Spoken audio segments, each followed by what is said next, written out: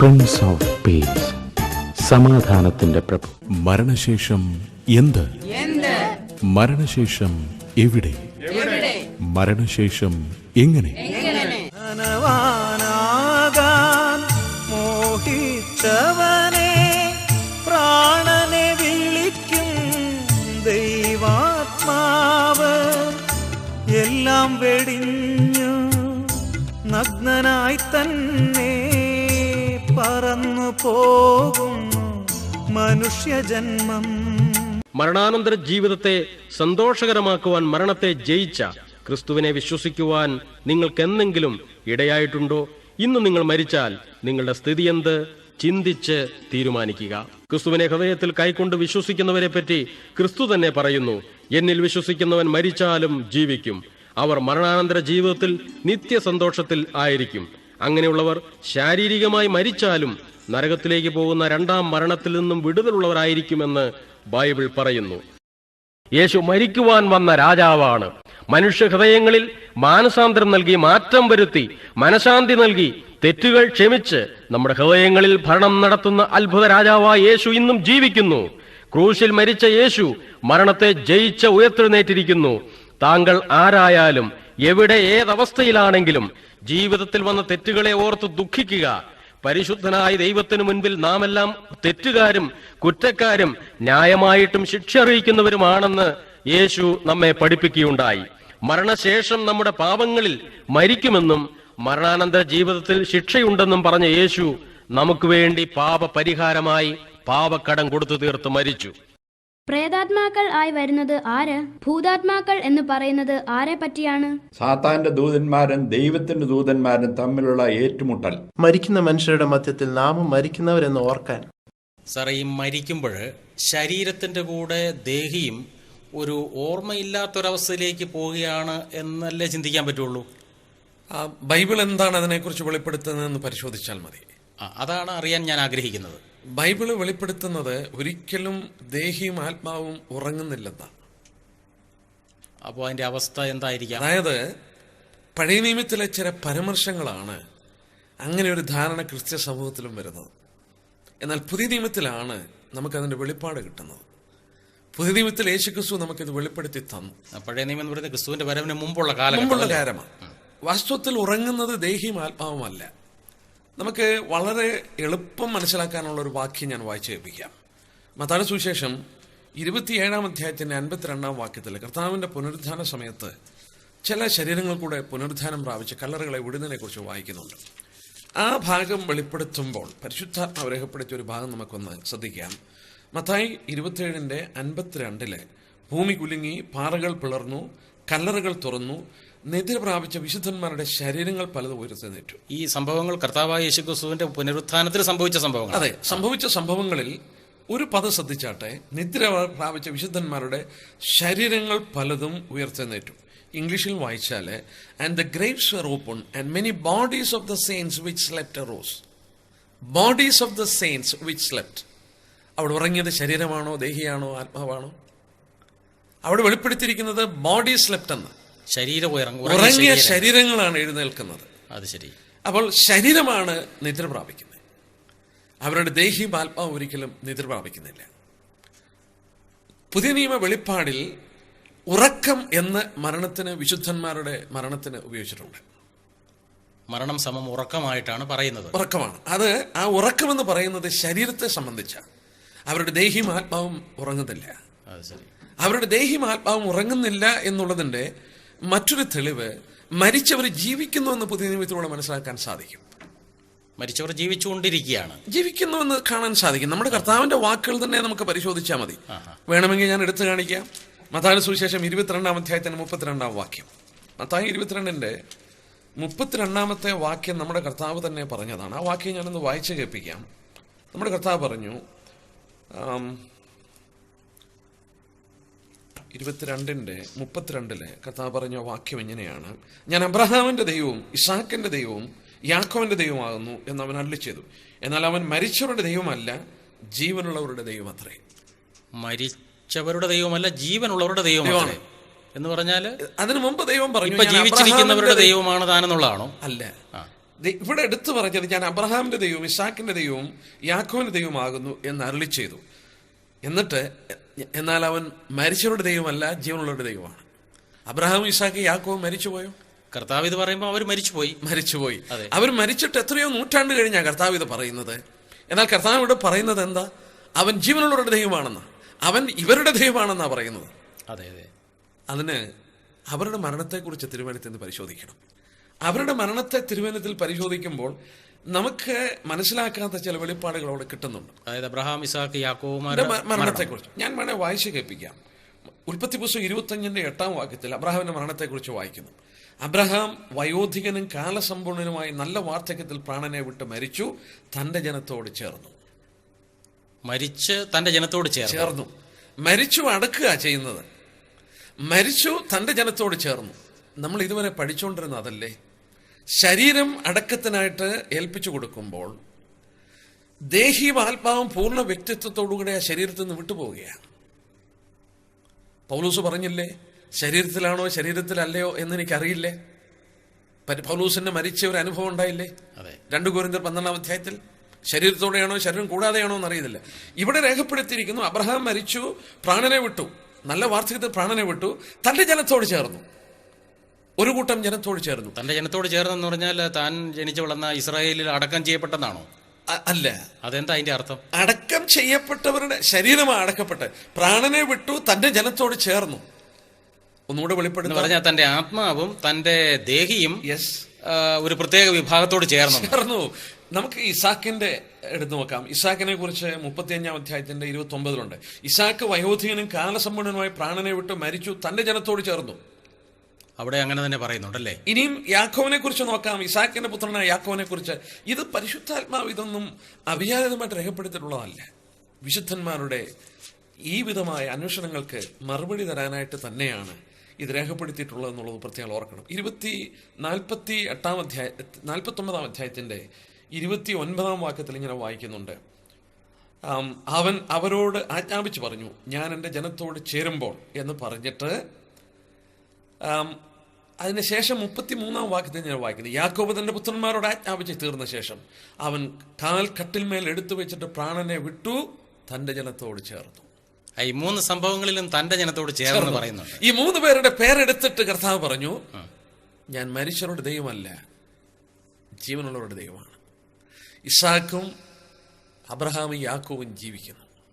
അപ്പൊ പണ്ടേ അവർ മരിച്ചു പോയവരാണെങ്കിലും ദേ ആർ സ്റ്റിൽ അലൈവ് എന്നുള്ള ആ ഒരാശയ കർത്താവ് അവിടെ പഠിപ്പിക്കുന്നല്ലേ. വളരെ വ്യക്തമല്ലേ അത്? മരണമെന്ന് നമ്മൾ ഉദ്ദേശിച്ച പോലെ നിദ്ര എന്നുള്ള പദം ഉപയോഗിച്ചിരിക്കുന്നത് ദേഹിക്കും ആത്മാവിനുമല്ല. നിദ്ര പ്രാപിച്ച വിശുദ്ധന്മാരുടെ ശരീരങ്ങളാണ് ഉയർത്തുന്നത്. മനുഷ്യന്റെ ചോദ്യങ്ങൾക്കെല്ലാം മറുപടി കണ്ടെത്താനുള്ള ധാരാളം ഉറവിടങ്ങൾ ലോകത്തിലുണ്ട്. അവിടെ നിന്ന് ലഭിക്കുന്ന ഉത്തരങ്ങൾ ഒരുപക്ഷെ ശരിയായിരിക്കാം. എന്നാൽ കൂടുതലും മനുഷ്യന് വ്യക്തമായി ഉത്തരങ്ങൾ നൽകുന്ന അനുഗ്രഹീതമായ ഒരു ലോകവ്യാപകമായി ലഭ്യമായിരിക്കുന്ന ഒരു പുസ്തകമാണ് ബൈബിൾ. പുനരുത്ഥാനം എന്നുള്ള വിഷയത്തെക്കുറിച്ച്, മനുഷ്യൻ മരിച്ചാൽ വീണ്ടും ജീവിക്കുമോ, മനുഷ്യൻ മരിച്ചാൽ ഉയർത്തു നിൽക്കുമോ,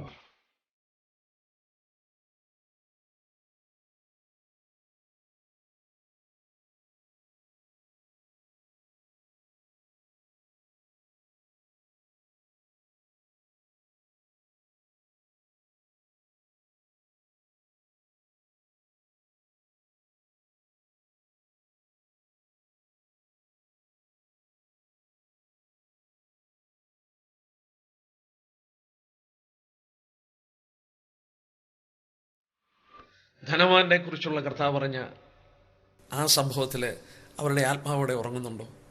ഇല്ല. ലാസറിനെ കുറിച്ച്, നീതിമാനായ ലാസർ അബ്രഹാമിന്റെ മടിയിലാണ്. മരിച്ചുപോയ വിശുദ്ധന്മാർ വാസ്തവത്തിൽ തിരുവചനത്തിൽ രേഖപ്പെടുത്തിയിരിക്കുന്നത് പോലെ അവരുടെ ദേഹവും ദേഹിയും വിട്ടുപോകുമ്പോൾ അവരെ മറ്റൊരു സ്ഥലത്തിലോട്ട് മാറ്റപ്പെടുകയാണ്. സാറേ, ഞാൻ ഒരു സംശയം ചോദിച്ചോട്ടെ. ഞാനത് എഴുതി വെച്ചു. ഒത്തിരി വർഷമായിട്ട് എനിക്കുണ്ടായിരുന്നൊരു സംശയമാണ്. ചോദിച്ചോട്ടെ. ഈ മരിച്ചു കഴിഞ്ഞാൽ ഒരാൾ മരിക്കുമ്പോൾ അവരുടെ പ്രിയപ്പെട്ടവർ, ബന്ധുമിത്രാദികൾ, സ്നേഹിതന്മാർക്കൊക്കെ കുറച്ച് കാലത്തേക്ക് പേടിയാണ്. അതിൻ്റെ കാരണം എന്താ വെച്ച് കഴിഞ്ഞാൽ, ഇവൻ മരിച്ചു കഴിഞ്ഞാൽ പിന്നെ ഇവരെ ശല്യം ചെയ്യും, ഇവരുടെ ആത്മാവ് ഇങ്ങനെ ഭൂതപ്രേതാദികളൊക്കെ ആയിട്ട് കറങ്ങി നടക്കും. അങ്ങനെയുള്ള ഒരു ഭയമുള്ള പല പ്രിയപ്പെട്ടവരുമുണ്ട്. അപ്പം അതിനെ സംബന്ധിച്ച് അങ്ങനെ ഇവർ മരിച്ചു കഴിയുമ്പോൾ പിന്നെ ഇവരുടെ ആത്മാവ് ലോകത്തിൽ കൂടെ അവർ ജീവിച്ച പരിസരത്തിൽ കൂടെ എങ്ങാനും കറങ്ങിയടിച്ച് നടക്കുക എന്നുള്ളതായിരിക്കുന്ന യാതൊരു സൂചനകളും ഈ പറഞ്ഞതിൻ്റെ വെളിച്ചത്തിൽ ഇല്ലല്ലേ? കുറച്ചുകൂടെ വെളിപ്പെടുത്തി ഞാൻ പറയാമല്ലോ. പുതിയ നിയമത്തിൽ വെളിപ്പെടുത്തിയിരിക്കുന്ന ഭാഗം നമ്മൾ ശ്രദ്ധിച്ചാൽ ഫിലിപ്പ് ലേഖനം 1-ാം അധ്യായത്തിന് 21-ാം വാക്യം, വിട്ടുപിരിഞ്ഞ് ക്രിസ്തുവിനോട് കൂടെ. അത് ക്രിസ്തു ശിഷ്യന്മാർ പറഞ്ഞിരിക്കുന്നതാ. പൗലോസ് പറഞ്ഞിരിക്കും വിട്ടുപിരിഞ്ഞു ക്രിസ്തുവിനോട് കൂടെ. വിട്ടുപിരിഞ്ഞു എന്ന് പറയുന്നത് മരണത്തോട് ബന്ധപ്പെട്ട അല്ലേ? വിട്ടുപിരിഞ്ഞു. അതായത് ഇംഗ്ലീഷിൽ വായിച്ചാൽ to be absent from body and to be present with the Lord. ഈ ശരീരത്തിന്റെ ദേഹിയും ആത്മാവും ആബ്സെന്റ് ആയാൽ അടുത്ത നിമിഷം കർത്താവിന്റെ സന്നിധിയിൽ പ്രസന്റാ. സ്കൂളിലൊക്കെ പോകുമ്പോൾ ഹാജർ വിളിക്കത്തില്ലേ, പിള്ളേരുടെ പേര് വിളിക്കുമ്പോൾ പ്രസന്റ് എന്ന് പറയും. അതുപോലെ ഇവിടെ മരിക്കുന്നത് അവിടെ പ്രസന്റാ. ശരി, അവരിവിടെ ഒഴിഞ്ഞു നടക്കുന്നില്ല. ഇത് തന്നെ 2 കൊരിന്ത്യർ 5:8 2 കൊരിന്ത്യർ 5:8 പൗലോസ് പറഞ്ഞിട്ടുണ്ട്. ആ വാക്യം കൂടെ നമുക്ക് വായിച്ചു നോക്കാം. സംശയമുള്ളത് കൊണ്ട് 5:8 പറയുന്നുണ്ട്, ശരീരം വിട്ട് കർത്താവിനോടുകൂടെ വസിപ്പാൻ അധികം ഇഷ്ടപ്പെടുന്നു. ഞാനതിൻ്റെ ഒരു ഇംഗ്ലീഷ് ഭാഷാന്തരം വായിച്ചോട്ടെ, recovery version. To be abroad from the body and at home with the Lord. To be abroad from the body and at home with the Lord. എന്ന് പറഞ്ഞാൽ ശരീരം വിട്ടാലേ അവൻ സ്വന്തം വീട്ടിൽ ചെന്നൊരു അനുഭവമുള്ളൂ. അപ്പൊ അങ്ങനെ ഒരു അനുഭവം ആണെങ്കിൽ അത് വ്യക്തമായിട്ട് ബൈബിള് പഠിപ്പിക്കുന്നുണ്ട്. മരിച്ചു കഴിഞ്ഞാൽ അവരുടെ ആത്മാക്കൾ ഇവിടെ കറങ്ങി നടക്കും എന്ന് നമുക്ക് ഒരിക്കലും വിശ്വസിക്കാൻ പറ്റില്ല. ബൈബിള് പഠിപ്പിക്കുന്നില്ല അത്. ശരി, ബൈബിള് പറയുന്നത് വിട്ടുപിരിഞ്ഞാൽ കർത്താവിനോട് കൂടെ. To be absent from body and to be present with the Lord. Abraham മരിച്ചു, തന്റെ ജനത്തോട് ചേർന്നു. ഇസാക്ക് മരിച്ചു, തന്റെ ജനത്തോട് ചേർന്നു. യാക്കോബ് മരിച്ചു, തന്റെ ജനത്തോട് ചേർന്നു. വിശുദ്ധന്മാർ മരിക്കുന്നു, കർത്താവിന്റെ സന്നിധിയോട് ചേരുന്നു. അപ്പം സാറേ, ഈ പലരും ഇങ്ങനെ വിശ്വസിച്ച് പേടിച്ചും ഇങ്ങനെയൊക്കെ ഈ മരിച്ച ഒരാളുടെ ആത്മാവ് വന്നു എൻ്റെ ശരീരത്തിൽ കയറി എന്നൊക്കെ ചിന്തിക്കുന്നവരും പറയുന്നവരുണ്ടല്ലോ, അതിനെ സംബന്ധിച്ച് നമുക്ക് എന്ത് പറയാൻ പറ്റും? അതിന് ബൈബിളിൽ തന്നെ മറുപടികൾ നമുക്ക് കിട്ടുന്നുണ്ട്. ബൈബിളിൽ ഭൂതങ്ങളെ കുറിച്ച് പറയുന്നുണ്ട്. സാത്താനുണ്ട്, ഭൂതങ്ങളുണ്ട്.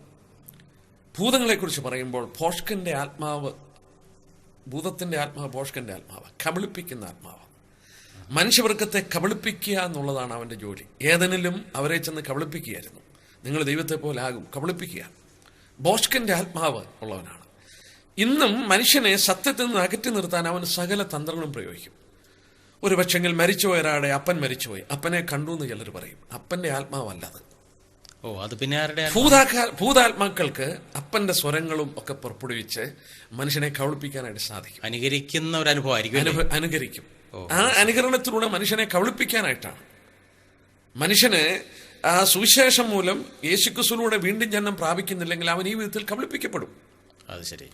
ഒരു ഭയവുമില്ല. ഒരു ശവക്കോട്ടയിൽ പോകുന്നതിനും ഭയമില്ല, എങ്ങും ഭയമില്ല. അവിടെ വെറും ശരീരമേ കിടക്കുന്നുള്ളൂ.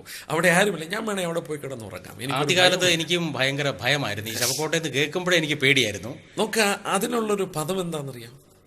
സെമിട്രി എന്നുള്ള. സെമിട്രി എന്നുള്ള വാക്കിന്റെ അർത്ഥം എന്താ? എനിക്ക് അതിനെ കുറിച്ചൊന്നും അറിയത്തില്ല. സെമിട്രി എന്ന വാക്കിന്റെ അർത്ഥം ഉറങ്ങുന്ന സ്ഥലമെന്ന്. ഉറങ്ങുന്ന സ്ഥലം, കൈമറ്റീരിയ, ഉറങ്ങുന്ന സ്ഥലം.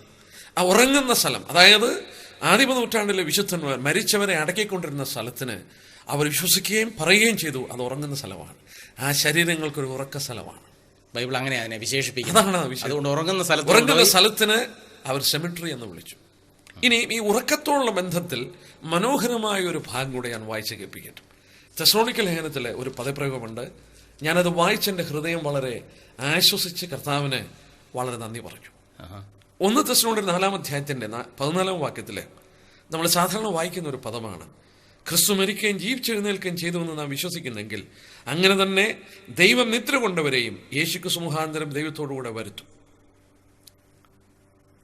ഇവിടെ ആ വാക്ക് ഇംഗ്ലീഷിൽ വായിച്ചാൽ them also which sleep in Jesus, യേശുക്രിസ്തുവിൽ നിദ്ര പ്രാപിച്ചവരെന്നാണ്.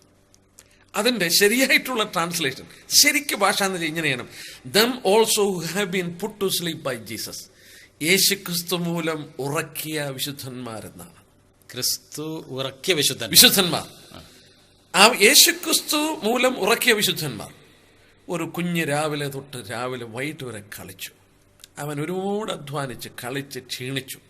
അവൻ്റെ അമ്മ അവനെ കുളിപ്പിച്ച് ഭക്ഷണമൊക്കെ കൊടുത്ത് അവനെ ഉറക്കുന്നു. അവനൊരാശ്വാസമാണ്. അതേ പദമാണ് ഇവിടെ ഉപയോഗിച്ചിരിക്കുന്നത്. them also who have been put to sleep by Jesus. വളരെ ആശ്വാസം തരുന്ന വിശുദ്ധന്മാർ. ശരീരം ബലഹീനമാകുന്നു, രോഗങ്ങൾ ബാധിക്കുന്നു, വേദനകൾ ഉണ്ടാകുന്നു. നമ്മൾ സഭാപ്രസംഗി 12 വായിച്ച പോലെ കയറ്റത്തെ ഭയപ്പെടുന്നു, നിദ്രയൊക്കെ കുറഞ്ഞു വരുന്നു. അവർ ഇനി ഇവിടെ ജീവിച്ചാൽ അവർക്ക് ബുദ്ധിമുട്ടാണെന്ന് അറിയുമ്പോൾ ഒരു ഗ്രാജുവൽ ഡീകേ സംഭവിക്കുകയാണ്. അതാണല്ലോ നമ്മൾ ചിന്തിച്ചത്. യേശു ക്രിസ്തു അവരെ ഉറക്കുകയാണ്.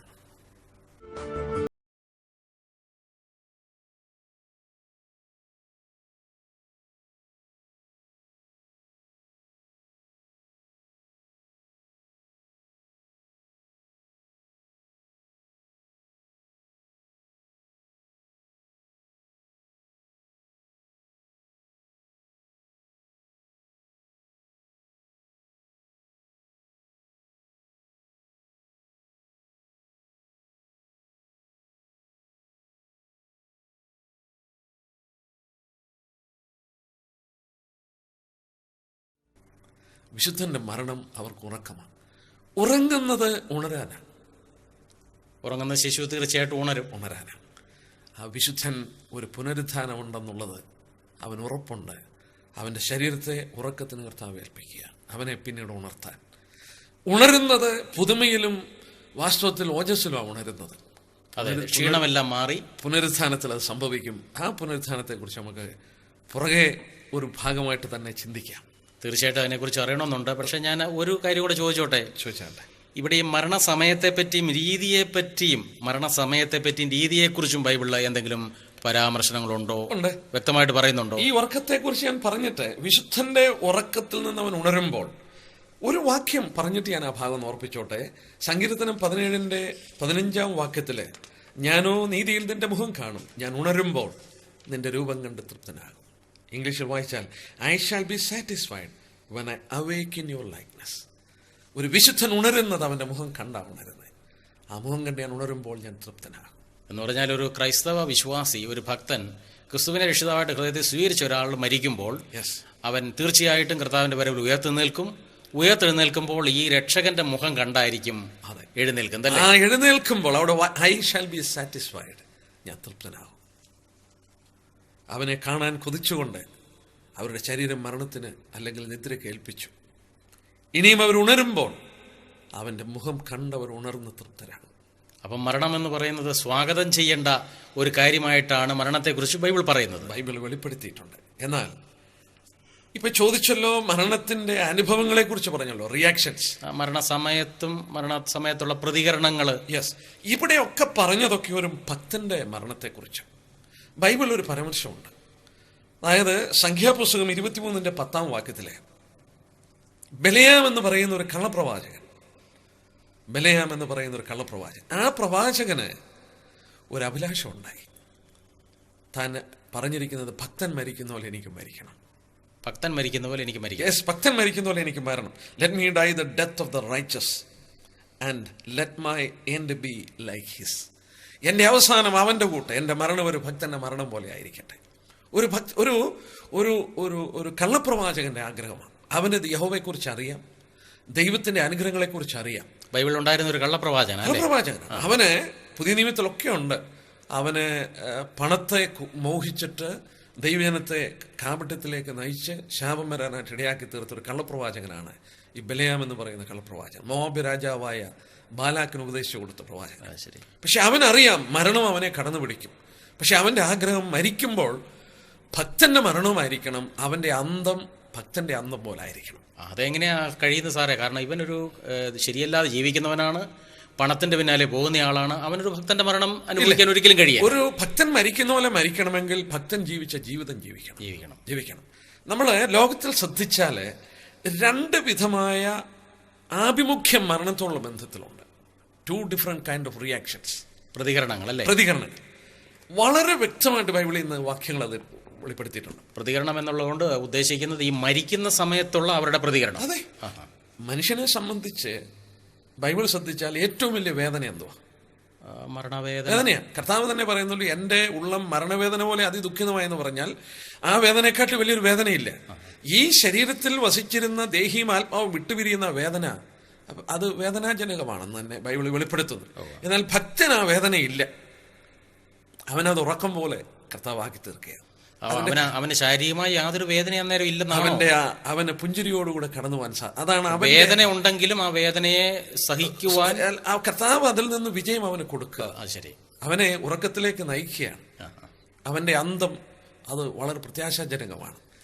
എന്നാൽ നമ്മൾ ഓർത്തുകൊണ്ടിരുന്ന പോലെ ഈ വിധത്തിൽ അവൻ്റെ അന്ത്യം, അതായത് റിയാക്ഷൻ, മരിക്കുന്ന ഏതൊരു വ്യക്തിക്കും ഒരു റിയാക്ഷനാണ്.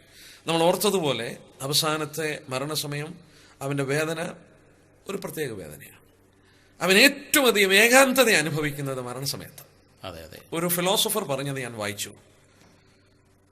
ഈ മരണസമയത്ത് അവനെ ഭരിക്കുന്ന ഏറ്റവും വലിയ ചിന്ത ഒന്ന്, അവൻ്റെ സമയം തീർന്നു എന്നുള്ളതാണ്.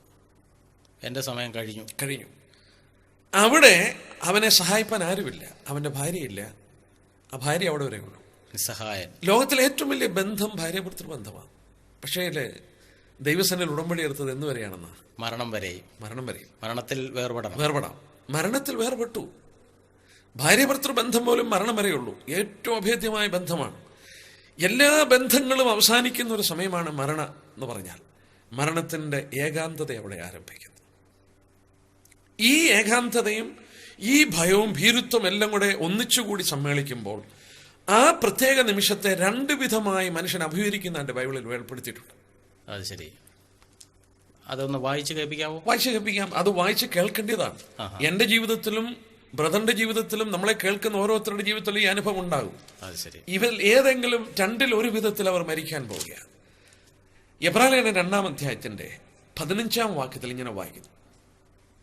അതിന്റെ 14-ന്റെ തൊട്ട് വായിക്കും. മക്കൾ ജഡരക്തങ്ങളോട് കൂടിയവരാകൊണ്ട് അവനും അവരെ പോലെ ജഡരക്തങ്ങളോട് കൂടിയവരായി മരണത്തിന്റെ അധികാരിയായ പിശാചിനെ തന്റെ മരണത്താൽ നീക്കി, അടുത്ത ഭാഗം ശ്രദ്ധിക്കുക, ജീവപര്യന്തം മരണഭീതിയിൽ അടിമകളായിരുന്നവരെയൊക്കെയും വിടുവിച്ചു. ആ പദം ശ്രദ്ധിച്ചോ? ജീവപര്യന്തം മരണഭീതിയിൽ അടിമകളായിരുന്നവരെയൊക്കെയും വിടുവിച്ചു. യേശുക്രിസ്തുവിൽ വിശ്വസിക്കുന്ന ഏതു മനുഷ്യനും ഹേ മരണമേ നിന്റെ ജയം എവിടെ, ഹേ പാതാളമേ നിന്റെ വിഷമുള്ളെവിടെ എന്ന് സധൈര്യം ചോദിക്കുവാൻ കഴിയും. പ്രിയ കേൾവിക്കാരെ, നിങ്ങളുടെ മരണാനന്തര ജീവിതം നിങ്ങൾ എവിടെ കഴിക്കും? ഇന്നു മരിച്ചാൽ നിങ്ങൾ എവിടെ പോകും? മരണാനന്തര ജീവിതത്തിനായി ഒരുങ്ങേണ്ടത് ജീവിച്ചിരിക്കുമ്പോഴാണ്. അതിന് സഹായിക്കുവാൻ ഇതാ മരണത്തെ ജയിച്ചുയർത്ത ഒരു രക്ഷകൻ. മരണത്തെ മുഖാമുഖം കാണുന്നതിന് മുന്നമേ മരണത്തെ ജയിച്ച് ഉയർത്ത് ജീവിക്കുന്ന ക്രിസ്തുവിനെ മനസ്സിൽ ധ്യാനിച്ച് ഇപ്രകാരം പ്രാർത്ഥിക്കുമോ: കർത്താവേ, അങ്ങയുടെ മരണം എൻ്റെ പാപശിക്ഷയ്ക്ക് പകരമായിരുന്നുവെന്ന് ഞാൻ വിശ്വസിക്കുന്നു. പാപമോചനം തന്ന് എന്നെ രക്ഷിക്കണമേ. പുതിയ മനുഷ്യനാക്കി എന്നെ തീർക്കണമേ. തെറ്റുകളിൽ നിന്ന് ഞാൻ പിന്തിരിയുന്നു. ഇഹത്തിലും പരത്തിലും അങ്ങയോടുകൂടി ജീവിക്കുവാൻ ഞാൻ തീരുമാനിച്ചിരിക്കുന്നു. മരണശേഷം എന്ത്, മരണശേഷം എവിടെ, മരണശേഷം എങ്ങനെ എന്നറിയുവാൻ ഇതാ ഒരു പോക്കറ്റ് ബുക്ക്ലെറ്റ്. ശാസ്ത്രത്തിന് പ്രവചിക്കുവാനല്ലാതെ പ്രതിരോധിക്കുവാൻ കഴിയാത്ത ഭൂകമ്പങ്ങൾ നാശം വിതയ്ക്കുകയും നടുക്കം സൃഷ്ടിക്കുകയും ചെയ്യുന്നത് ലോകത്തിന് പേടി സ്വപ്നമായി തീർന്നിരിക്കുന്നു. കുലുങ്ങി തകരുന്ന ലോകത്ത് ജീവിക്കുന്ന നമ്മോട് കുലുങ്ങാത്ത ലോകത്തെക്കുറിച്ച് പ്രബോധിപ്പിക്കുവാൻ സഹായിക്കുന്ന ഒരു പുസ്തകമാണ് കുലുങ്ങാത്ത ലോകം.